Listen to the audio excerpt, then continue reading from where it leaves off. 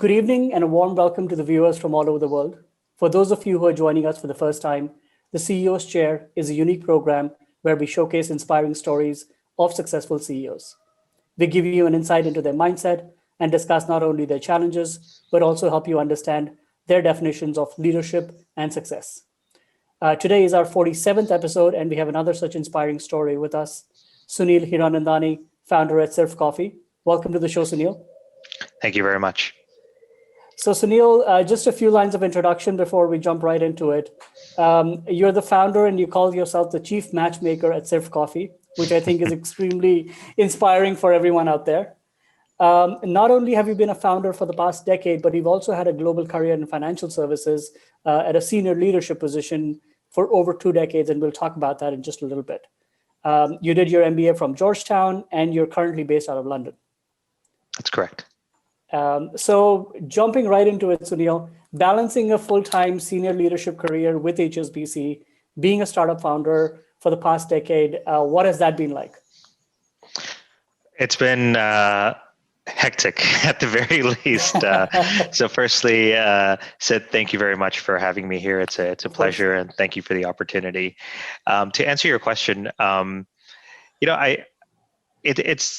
it's kept me busy, but I think it is possible, and I would encourage everyone, permitting, if their organizations allow it, and depending on what they're looking to do. I wouldn't recommend a direct competitor to your day job, but I would encourage everyone to either have a passion project or a hobby or a full-fledged business. In my case, I was fortunate. I was able to rely on family to help me govern and start up Sirf Coffee, and I was able to establish a management team quite early on. So my day-to-day involvement didn't take up too much of my time, except in the early years. But I started Sirf Coffee. This, I guess, is a great segue into the origins of the company. I was on a secondment from London to India when I saw this sort of gap in the marketplace for the avenues of dating. And there was the kind of more wholesale approaches, the traditional matrimonial sites, which had kind of like it reminded me of buying a used car, if you will, right? You have the age, the mileage, the year, and let's see what spits out. There's multiple touch points and a lot of stakeholders. And then there were these sort of almost boozy brunches, which were rather promiscuous and kind of clubbing style avenues of meeting people, which are sort of short-lived relationships, but there's nothing in between. So I did start Sirf Coffee when I was on the ground in Bombay almost a decade ago, just over a decade ago. Wow.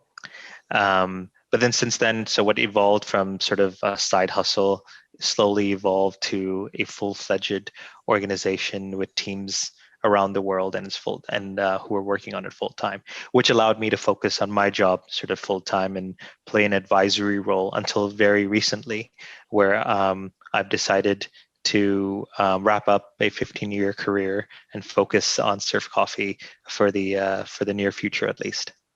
No, that's amazing, and that's quite a bold step. And congratulations! I'm sure you must have put a lot of thought into it, being a finance major and being a finance background. Thank you. No decision is ever easy.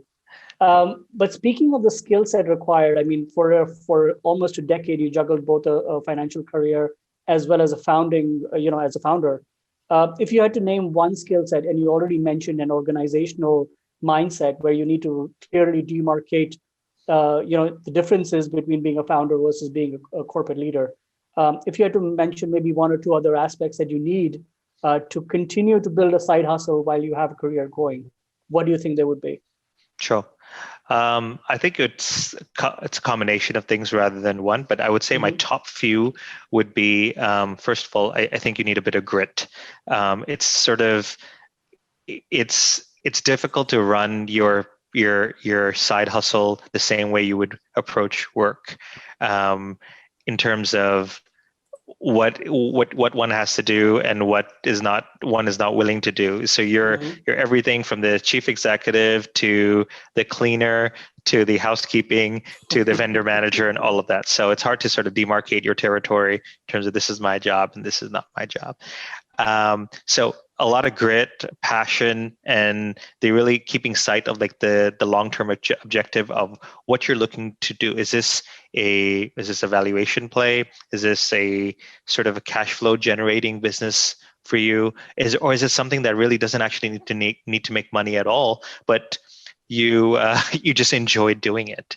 Sure. Right? So, and it could be all three of the above. It doesn't have to be one or the other. But I think grit plays, or just persistence.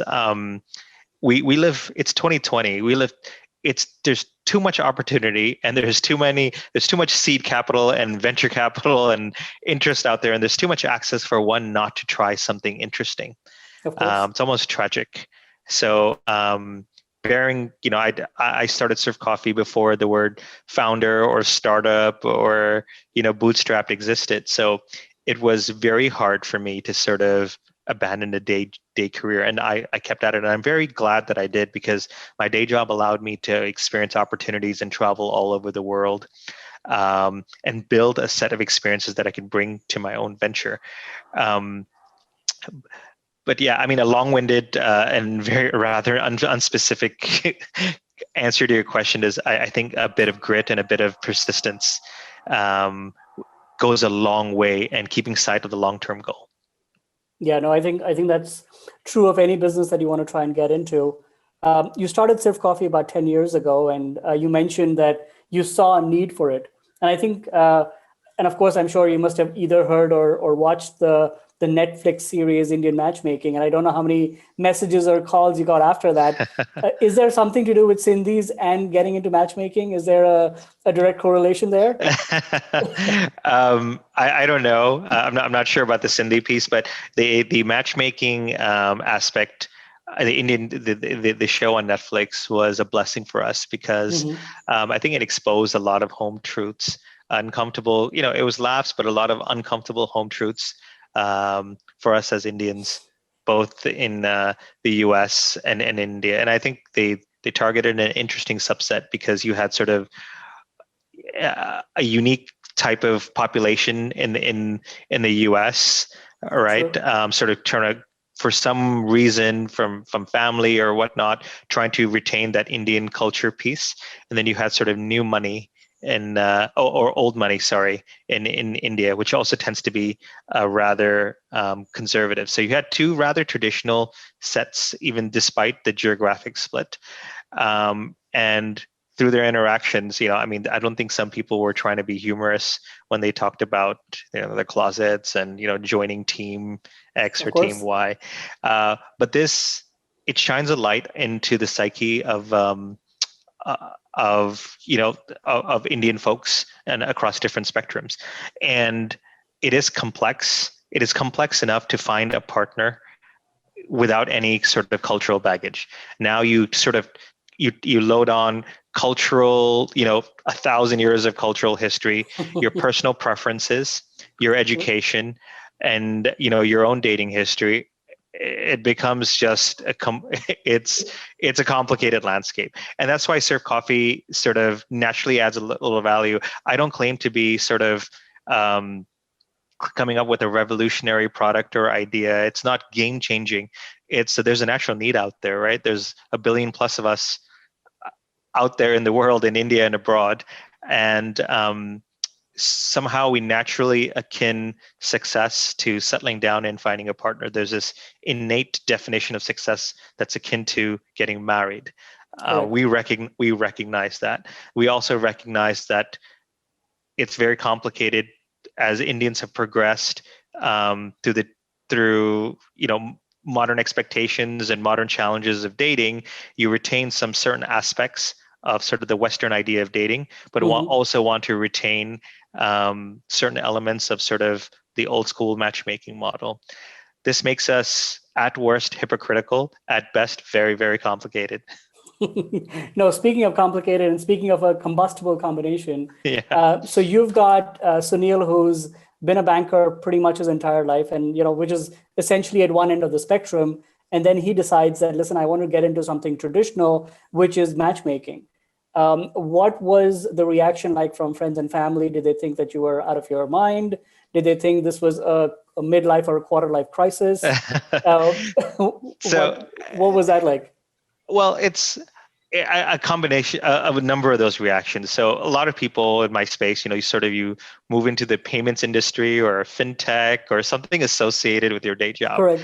But I think, I prefer to go to the other end of the spectrum and let my sort of personality play out. The origins of the company are of personal needs. So Sirf Coffee, the idea shaped up because my parents themselves were sort of putting a lot of pressure on me to settle down and meet the right one. And I was open to the idea. I was only 25 or 26, but I was open to the idea of sort of settling down because I wanted to do really cool things with one person and not just multiple partners. And I think I just bloomed early and blossomed early and dated a lot. So I was fine. Okay. I was more than fine with the idea of sort of being with one person. Well, what I was not as cool with is the metrics in which my friends and parents and family employed to ascertain what would be a good match for me. So I was fine, to be clear, I was fine with getting married. I was fine with getting sort of assistance or support to find the right person, given that I was new in India. And, keep in mind, Facebook was just coming out and all of that stuff. And this is pre-dating apps. What sort of baffled me was what was available in terms of you can meet this person 2 or 3 times, sometimes on a chaperone basis. Then you have to decide if you want to, get engaged to them. And you can get to know them after getting engaged. Right. So that sort of really threw me off. What also threw me off in which the manner in which someone thought they would be a good match. Right. So they were also a business major and they're 5'4" and they have this complexion. So and the real kicker was they're born at this time of the day. So that almost guarantees a great marriage. Right. Yeah. And we all know how well that works. It doesn't. Yeah, that works out. So, yeah. So, I mean, I'm sure we've had this offline conversation as well, where you said, I was my own first success story. And that gave me the confidence to go forward and say, listen, I have some level of expertise to be able to help other people out. Indeed. Go ahead, So it's a 2-part question. One is, what was that experience like where people were coming up to you and did they ask you for what is your credibility or what experience do you have? And 2, why and you mentioned this in part that there's a billion of us out there. Is that specifically why you've only restricted it to Indians? Okay. So in terms of, full disclosure, I met my own wife off Sirf Coffee. So it's a gross violation, gross misconduct in the early days, right? I've got a great match for you, me. But it's worked out, but what it's also done is provided a great proof of concept for the business model, right? I would have never met my wife who's from the UK and we had nobody in common in terms of friends. And so she applied to Sirf Coffee when it was in beta phases. But what it does do, and I sort of took advantage of that because she was an awesome applicant, right? I'm like, yeah, there's no one out there for you, so you're just gonna have to settle for me. But what it did do is, you're right, it provided that legitimacy. It gave me an own insight to is the goal a wedding or a marriage, and what's required to make a great relationship or a great partnership or a marriage work. Those ideas are very different to what it takes to sort of just make a wedding happen. So no doubt it's added a dose of legitimacy to the business.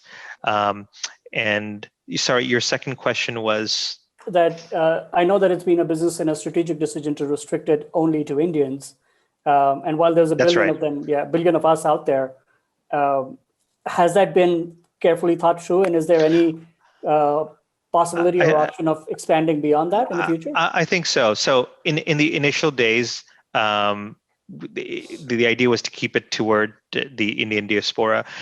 As I said before, because there is a natural sort of pain point, right? There's a natural aspiration to get married for the majority of people. I don't think everyone in the world out there is looking to, all Indians want to get married, but there is a natural cultural aspiration that's sort of ingrained over centuries, right? Family life or whatnot. Of course. Equally, we've been sort of very hardworking and full of perseverance to sort of come out of difficult circumstances to aspire to great success. And with that sort of professional aspiration and that innate ambition, there's been sometimes a neglect of personal life and personal development, and sort of maybe there's a little bit of an imbalance.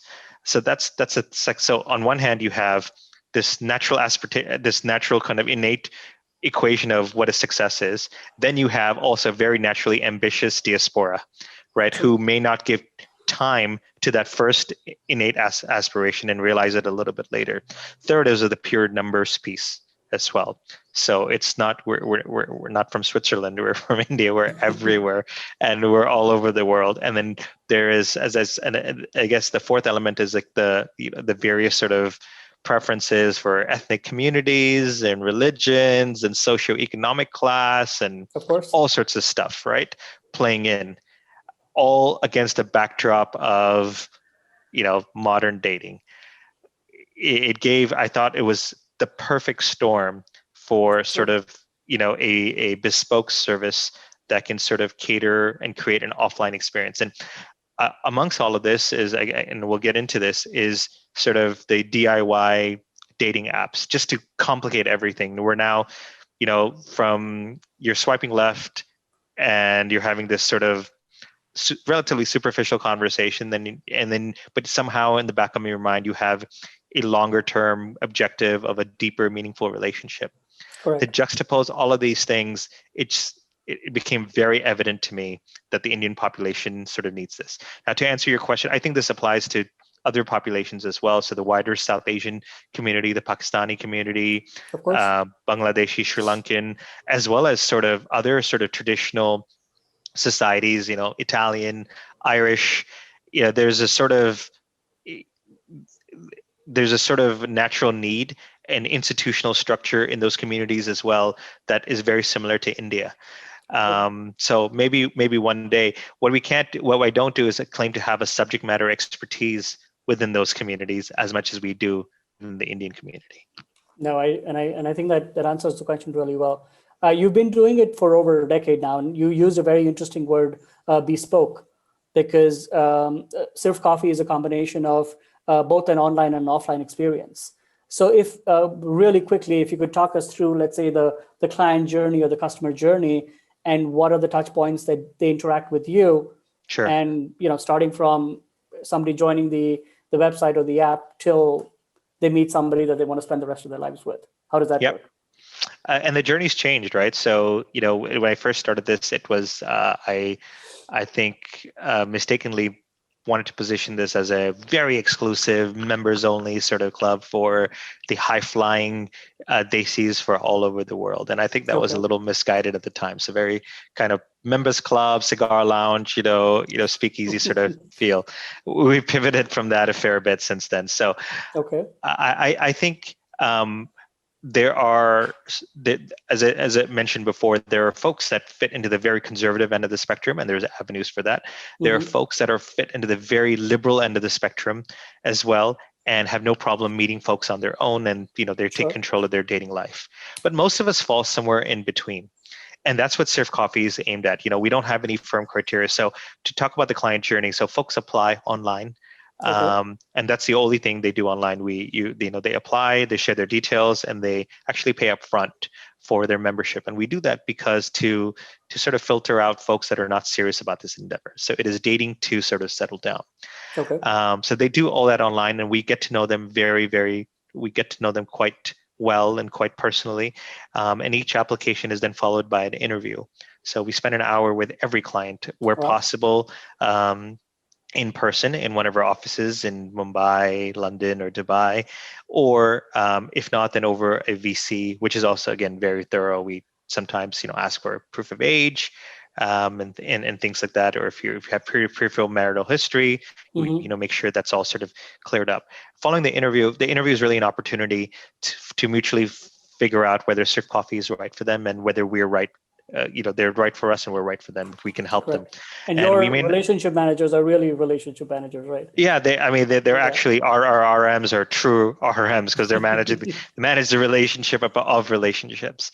And at that point, we have an internal sort of review whether this applicant would be a good fit for Sirf Coffee. Not so are they this enough or that enough. There isn't a firm criteria. It's more about authenticity, I guess. That's one.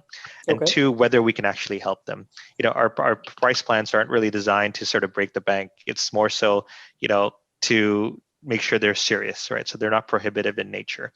Got it. And once that happens, and that's where the online sort of journey sort of ends, and everything else then happens offline. So we then, once assuming client comes on board, we then set them up on matches, historically in person, but it's been a funky year for all of us. Oh, yes. And the last year has seen the rise of online dates, and it's interesting because we've been doing the virtual cross-border introduction some time now, because we do think the right person for you is not necessarily in your city or in your country even. True. It could be anywhere in the world. So just by way of natural business model, we've been COVID ready for 3 or 4 years now, because we have been introducing people in different countries, and we encourage them to sort of get on a quick video call. Okay. Having said that, we ask them to, meet as soon as possible and not sort of fester into this massive, prolonged chat journey online and stuff. So, got it.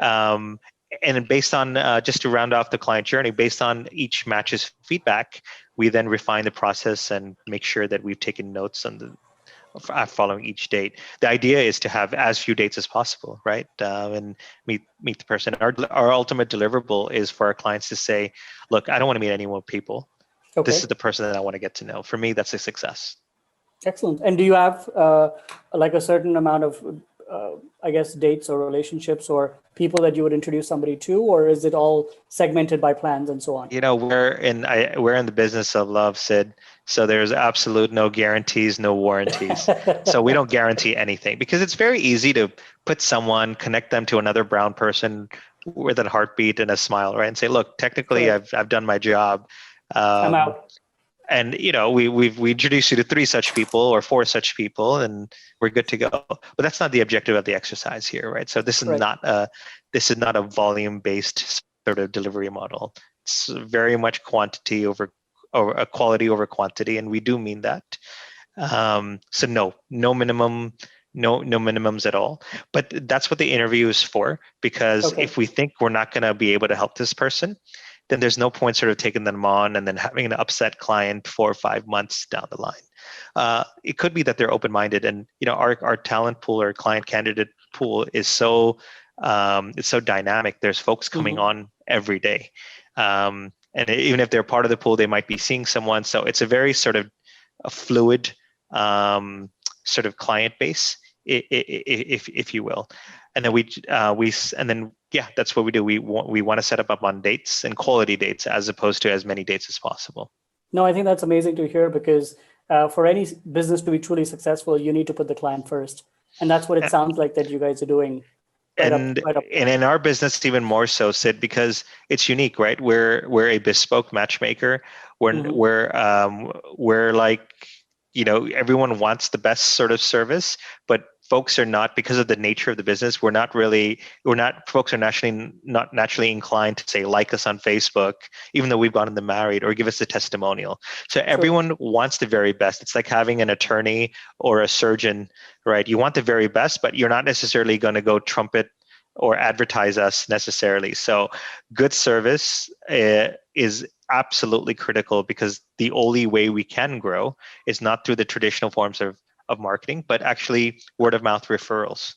So our happy clients tell other clients, and when unhappy clients tell a lot more people than happy ones do. It's just the way it is. So it's excellent service and management of expectations is very, very key. No, and I definitely hear you, and I've worked with people pretty much my entire life as well, and I know that again, as Indians, we expect the best wherever we go, but we don't necessarily want to pay for it. Which is that entire dichotomy.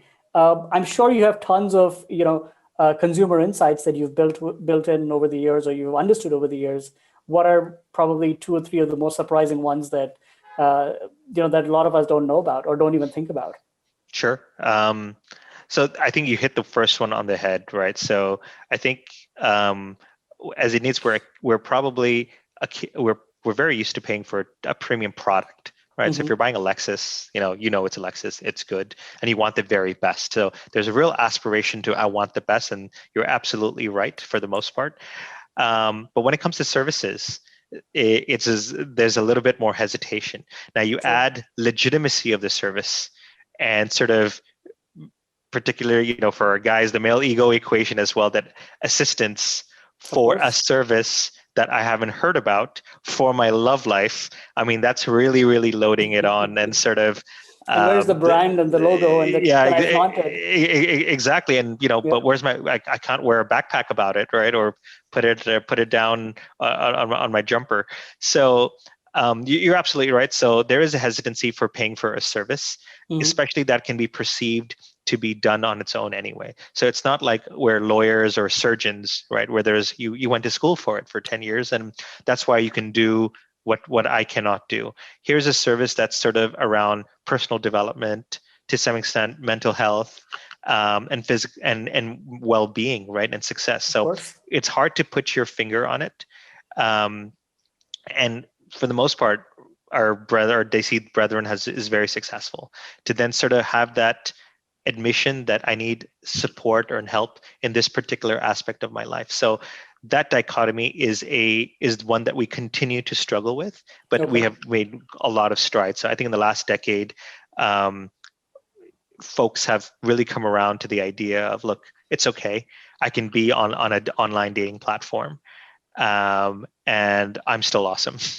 Right. Listen, if people are okay talking about going to a therapist, then I'm sure they're okay. Absolutely. Saying that I need some help, finding a date. So that's and really that's the first one. The second is, I think, this struggle between a perception of oneself, in terms of, I think we all want to be super progressive and super liberal and sort of very forthcoming and transparent. And I've had conversations where folks are saying, all I'm looking for is someone with a similar take on life, right? And I'm very easy to match, and I've got no kind of qualms about anything. And 20 minutes later, they talk about, it'd be great if they're sort of vegetarian on Mondays and Thursdays. And then it would be lovely if they lived in this part of town. And what would be really amazing is, if they're okay with me socially smoking, right? So what becomes a sort of early conversation about, I'm super progressive, I don't have any kind of requirements. Once we also like to peel the onion a little bit and get to know folks on a deeper level, because we do come from a deep nation of a rich history of sort of customs and traditions and all of that. And some of them we're really to dispel very, very easily, right? Because, at face value, it does just not make sense in 2021. But others we hold on to, if not at face value, deep in our hearts. So it's our job as sort of matchmakers to surface some of these deeper preferences. So it's definitely what you see is what you get does not work in my industry. What you see is not what you get. We have to have a deeper conversation and sort of flush out some things. And we're not here to judge anyone. If people have requirements for certain communities and certain income levels, more power to you. All that we ask is that you're upfront and authentic about it, and it just makes our job a lot easier. So these are the two sort of legitimacy and cost and service sort of for the Indian psyche, as well as sort of the recognition of where folks stand in terms of their value system and where they would like to stand within their value system. And what they there's tell a reconciliation you about it. And what they tell us about it. So that reconciliation is a unique process. No, and I definitely hear you, because I think in all of my interactions, there's always been a us versus them kind of scenario where, it's okay for them, but it's not okay for us. Or, this is something that I'm okay living with, but this is not really something that I want to live with. Correct. Correct. So, but have you, and over the couple of years, I mean, you've interacted with probably hundreds, if not thousands of people.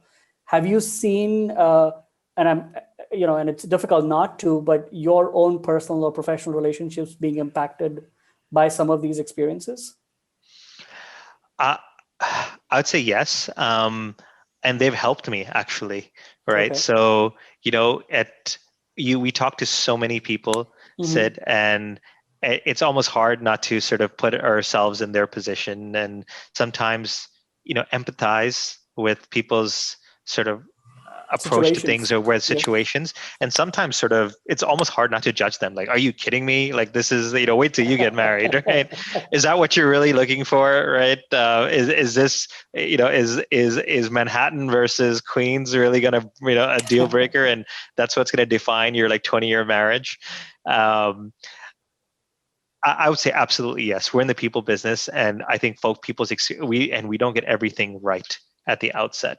So um, we've evolved a fair bit over the last Okay. 10 years in how we approach clients. So I would say our early approaches were almost arrogant. Are you good enough to be on Sirf Coffee? Because we're catering to the ultra premium and exclusive or whatnot. Well, we moved away from that, a long time ago, in terms of what qualifies as premium and evolved or woke is Mm-hmm. very different than sort of traditional parameters that Indians use to measure success, right? So we have folks from various income backgrounds. We have folks from various communities, and we're very, very open in our approach in terms of obviously you have your super eligibles, but then you have folks who are divorced, single parents, Correct. widowers, all different communities. Um, and their stories are really impactful and touching. And we realized that we've been graced with the ability to make a real impact in their future. And these sort of journeys need to be managed very delicately with sensitivity and Mm-hmm. pragmatism as well. So there's no point BSing or beating around the bush. So where we need to sort of ground someone, we'll do that straight away. But Okay. the manner in which we do so has evolved significantly due to our various client journeys. I can imagine, and I think it's a very powerful statement that you made, that you're actually impacting lives, and you have, the power and the ability to change people's lives and the direction. And I'm sure that's a responsibility that you take very seriously. We do. If there was one piece of advice that you wanted to give to somebody out there that's looking for, essentially their soulmate or somebody they want to spend the rest of their life with, somebody who's approaching Sirf Coffee, what is it that you would want to tell them about? It could be their mindset, their personality, or Sure. whatever. I would say two things. One, Okay. lighten up, and two, show up. So and I'll explain what I mean by Sure. these, because I recently had a number of sort of chats since I've pivoted into Sirf Coffee full time. It really gave me the opportunity to speak to new clients, old clients, and it's something I really enjoyed doing. Okay. And I think with the best intentions, some clients can have a laundry list of the sort of person they're looking for.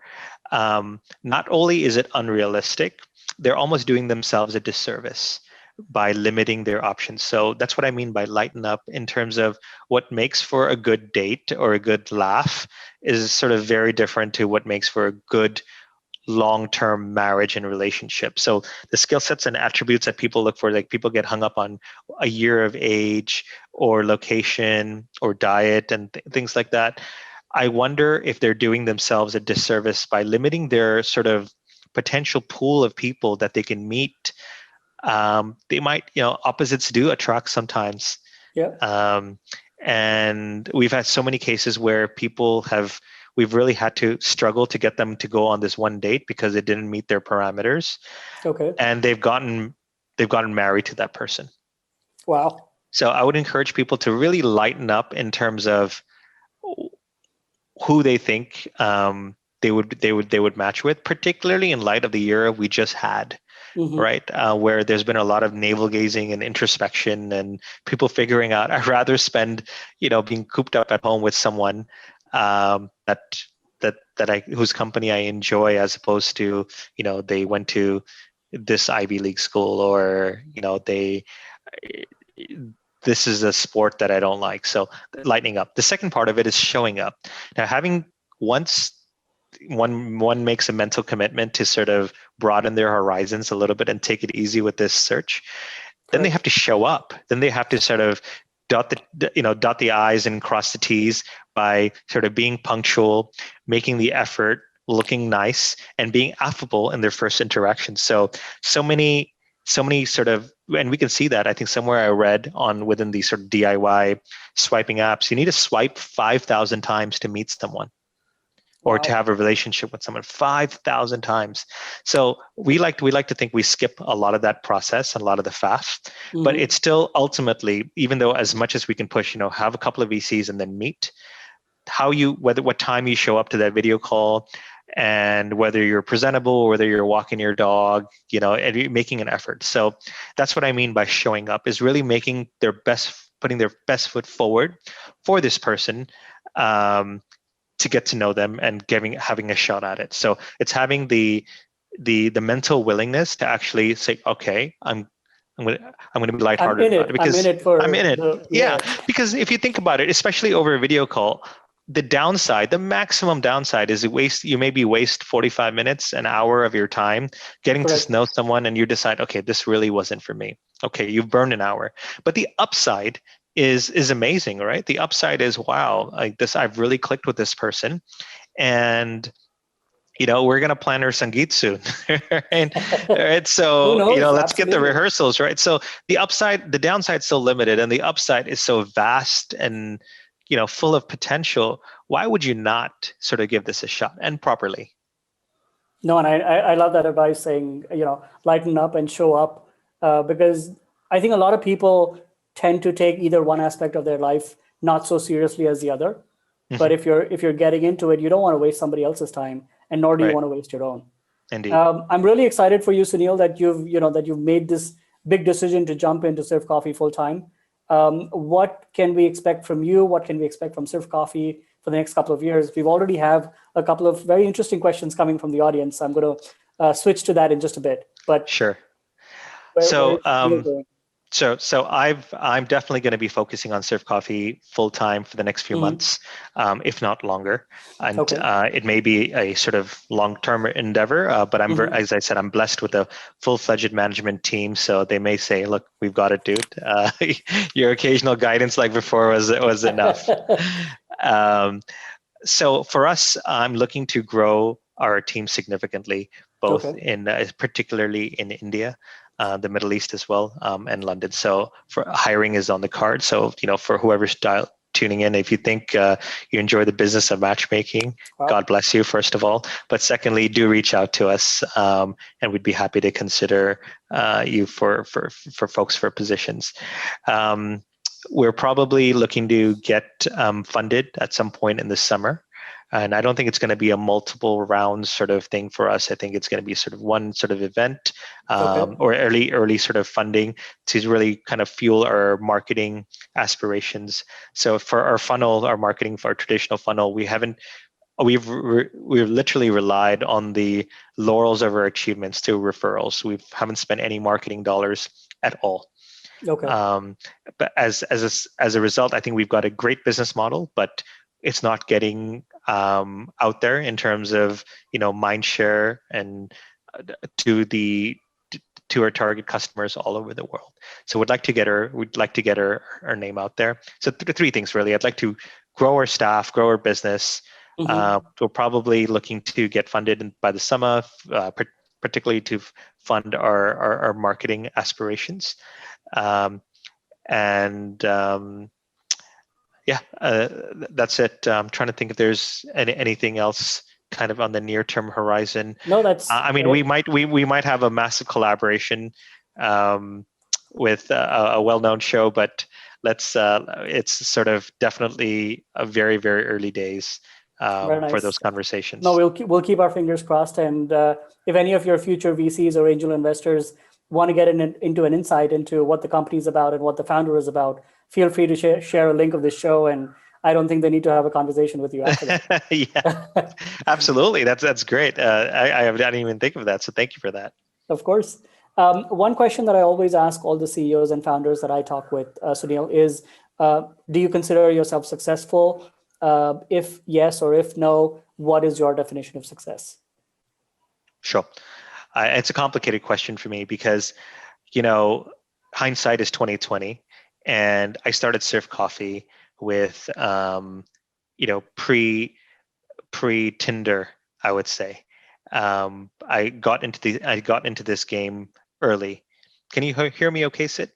Sort of you've frozen there for a second. Yeah, I can hear you. Okay, Yep. great. So I can pat myself on the back and say, I identified this personal relationship space early, and we did something about it, and we started a company. Mm-hmm. Now, having said that, back in 08 to 09, I had a wonderful investment banking offer in front of me, which was very lucrative, and I don't think I was really prepared to make the jump into this. So we probably lost 5-6 years early on, where the world changed. So when I revisited Sirf Coffee on a more serious basis in 2015, there were a lot of heavy incumbents. So in that sort of, that wasn't the hugest success. But I have no regrets because, again, I was very blessed in that I was able to focus on my professional life, and I was able to focus on family life and things like that. Now, in terms of success, I'm proud to say we're building something that helps people, but also is profitable. So I'm not the biggest fan of sort of businesses that just sort of Okay. grow, get a lot of funding, and then worry about monetization and sort of return to shareholders or employees or whoever the case may be later. It's just someone else's problem. Let's just get this out there. Let's get 10 million eyeballs. We haven't taken that approach. So I've never chased sort of valuation. Okay. The business model is we're commercially successful, so I'm lucky for that, and we've helped a lot of people get married, which was the intention of the company. So in terms of pure success, I'd like to bank on these two things. Are we as big as we could have been? Probably not. Had I given it a little bit more focus early on, or decided to sort of cross the bridge earlier on in my career.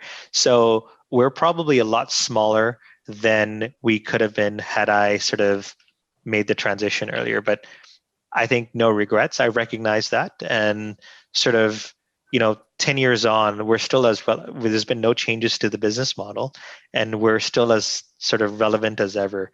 So sort of these apps and sort of DIY sites have sort of almost led a recoil reaction and a return to old school methods, if you will, because the frustrations with so much optionality.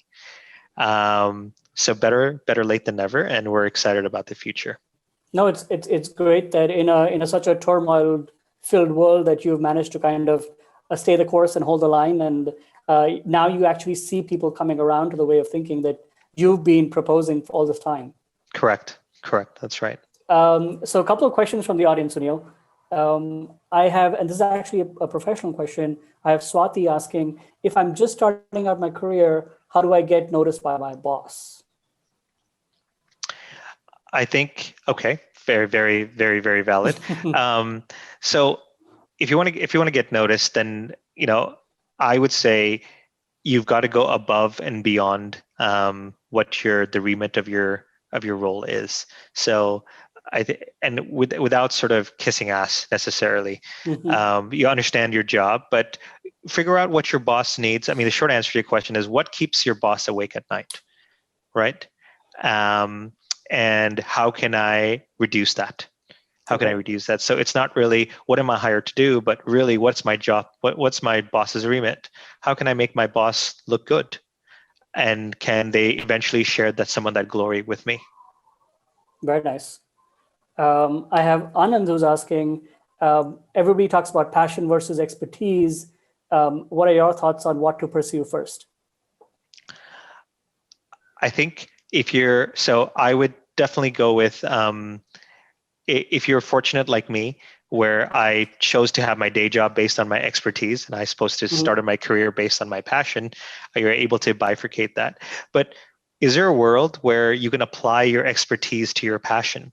So be in the space that your passion lies. So if you like cars, get into the auto industry. But if your expertise lies in the finance world, then be the CFO of your company and not the CEO, and recognize that your expertise may not be necessarily ideal for all aspects for running a business in the area of your passion. All right. So follow your passion, but then play your professional role within your passion business based on your expertise. Yeah, no, I think that's great advice, because a lot of people get caught up trying to, like they say, ride two horses at the same time. Not everyone is sort of built to. Not everyone is sort of built to run companies. Not everyone is sort of built to sort of grow companies, right? I think I've built a great one, and that's completely okay. But I've not been as successful in growing it, exponentially. So it's a profound realization to understand where your sort of particular skill sets lie. But I think you sound young, and you're to the person who asked the question, and it's 2021. There is absolutely no reason for trying out something that you're interested in. Great. No, and as you can tell, we have a pretty well-informed audience as well. They're dialed in to the conversation. I have Pooja who's asking, everybody talks about a global mindset. What exactly is it, and how can I get one? So, in my opinion, a global mindset is recognizing how what you're good at can be reapplied to different local environments, but but also equally recognizing where local flair or local bias will be far more effective. So for me, that's the number one skill set of a global mindset, is really recognizing where you can have bulk applicability, where you can sort of take best practice, and where local nuance will prevail. And you need a delicate combination of that, and that may be different in different sort of countries and different markets. So that ultimately, that's what it comes down to, is where can you leverage what you have, and where do you need to learn where you need to. Okay. And I think, like a lot of other things, it probably starts with a high degree of self-awareness as well. Yep. And then another question I have from Ravi, he says that I've always been a great individual contributor, but everybody tells me that I need to get better at collaboration. How do I get better at collaboration? So this is something, Ravi, that I've struggled with myself as well in the past. And I think it just comes down to trust. I imagined your reluctance to collaborate is you expect a certain output, a certain product in your mind. And if by delegating that or sharing that responsibility, you think that sort of level will be compromised, at least that was the case with me. So you need to, it comes down to trust, and it comes down to empowerment, because you're never going to be able to do everything on your own. And guaranteed there are going to be folks that are better at some things than you are, and fulfill certain tasks within a particular a goal or objective. So you need to quickly shift out of this mindset. Otherwise, you're going to restrict yourselves in terms of what you can accomplish. No, thank you for that. And I think for anybody to grow professionally, you need to be able to delegate and collaborate as well. Absolutely. So last question for you, and I think that we'll probably end on that note, Sunil. Let's say we're talking to 21-year-old Sunil, who's just about starting off his career, his personal life, his professional life. What two pieces of advice would you give 21-year-old Sunil? I would say aim higher, and aim higher, and you're not restricted by. Don't worry. I would say don't worry about making as much money as possible in the near future. Don't let immigration dependencies sort of hold you back or anything like that. You'll end up in a good spot. So I would say aim higher. There's nothing sort of stopping you. The next 10 years are going to be crazy. So you'll have the infrastructure to sort of back you up. And number two, focus on whatever you aim for then, right? So bring a laser sharp sort of discipline and regiment to whatever your enhanced aspiration is. So these are both things that I don't think I think I've ended up okay, and I had set the bar pretty high, but I could have probably set it even higher. But then I've dabbled with many things along the way and gotten distracted, and it's been fun. So I can't say I have regrets, right? There's been a lot of sort of this friendships forged, relationships made. I've become a parent, become a husband. So I don't think I can take all of that for granted. So no regrets, but no doubt I tend to be a little bit of a scatterbrain. Ooh, that's shiny. Let me try that out too. So I would say sort of enhancing the level of my aspiration and then, providing a laser sharp focus on it. No, and I think that's a great point to end at, Sunil, saying that, one is aim higher. All of us should aspire to do that, but also have a laser sharp focus on what we want. In a world filled with distractions, it's very easy to lose your path, and it's very easy to always, get distracted by that shiny object syndrome. But if you know what you want, you need to, go out and get it. Indeed. Thanks, Indeed. Sunil. It's been a pleasure having you on the show. I hope to see a lot more of you and Sirf Coffee, not just offline, but online as well. And wishing you and your family the best always. Thank you very much. It's been a pleasure being here. Thank you for the opportunity, Sid. Thank you, Sunil. Take care, and I look forward to interacting with you soon. Yep, absolutely. Thank you. Bye-bye. Thank you, everyone. Bye-bye.